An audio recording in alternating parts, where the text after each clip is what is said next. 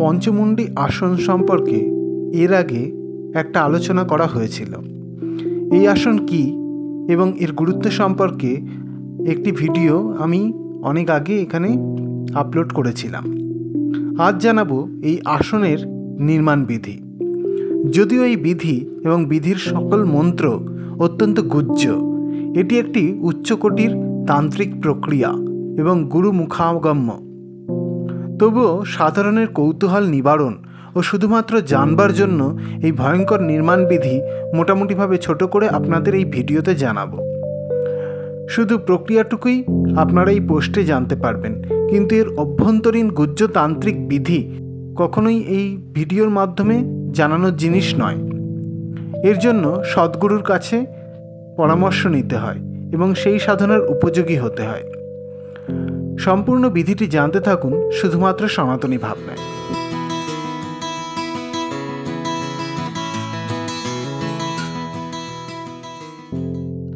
বিভিন্ন তন্ত্রে এই আসনের যে নির্মাণ বিধি পাওয়া যায় তা অতি ভয়ঙ্কর।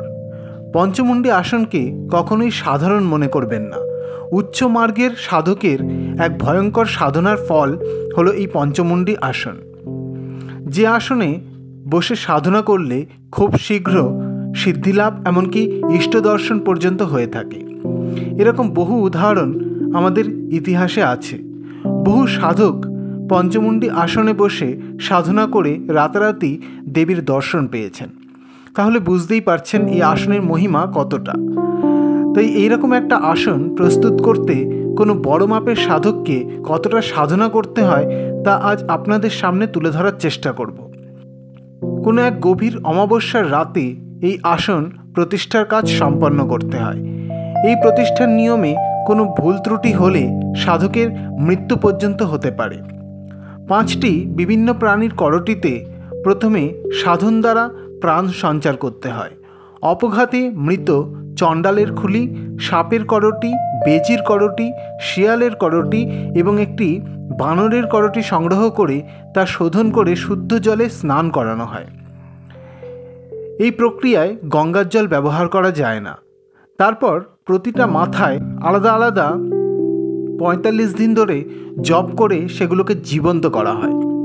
অর্থাৎ চণ্ডালের মাথা মাটির নিচে রেখে তার ওপর উপবেশন করে টানা 45 দিন হবিষ্যান্ন গ্রহণ করে এবং ব্রহ্মচর্য পালন করে লক্ষ লক্ষ ইষ্টমন্ত্র জপ করে সেই করটিতে সাধন শক্তি দ্বারা প্রাণ সঞ্চার করা হয়।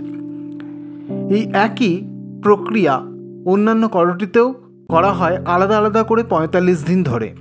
সেই দীর্ঘ সাধনার পরে সেই মাথাগুলি নিয়ে একটি সুনির্দিষ্ট স্থানে, যথা শ্মশান, জঙ্গল বা লোকালয় থেকে দূরে কোনো স্থানে এবং একটি সুনির্দিষ্ট বৃক্ষমূলে, যথা শিমুল, বেল, বট, নিম বা পিপল গাছের মূলে অমাবস্যা বা কৃষ্ণ চতুর্দশীর ঘোর নিশিরাতে পঞ্চমুণ্ডীর আসনটি নির্মাণ কার্য সমাপন করতে হয়। আসন প্রতিষ্ঠার সময় বৃক্ষমূলে একটি বর্গাকার গর্ত করে তার 4 কোণে 4 বিভিন্ন প্রাণীর করটি এবং মাঝখানে চণ্ডালের করটি স্থাপন করে রাখা হয়। মাটিতে লাল বস্ত্র রেখে তার উপর করটিগুলো স্থাপিত হয়। তারপর কিছু গাছের শেকড়, যেমন শ্বেতমাকাল, শ্বেত লজ্জাবতী, ডুমুর, সিংহপুচ্ছ ইত্যাদি গাছের শেকড় সেই করটিগুলিতে দেওয়া হয়। এরপর একে একে শ্বেতচন্দন, রক্তচন্দন, অগরু, অষ্টগন্ধা, কুমকুম, জবাকুসুম তেল, সিঁদুর এবং কস্তুরী মন্ত্র দ্বারা নিবেদন করা হয় প্রতিটা করটিতে। শেষে কারণ বা মদ্য দ্বারা করটিগুলিকে অভিষেক করানো হয়। এরপর সেগুলি মাটিতে চাপা দিয়ে বেদিটি পাথর বা সিমেন্ট দিয়ে বাঁধিয়ে দেওয়া হয়। সেই স্থান ঘিরে দেওয়া হয় যাতে অন্য কোনো প্রাণী বা মানুষ সেখানে সহজে প্রবেশ করতে না পারে, নাহলে সেই প্রাণীর ভয়ঙ্কর ক্ষতি হতে পারে।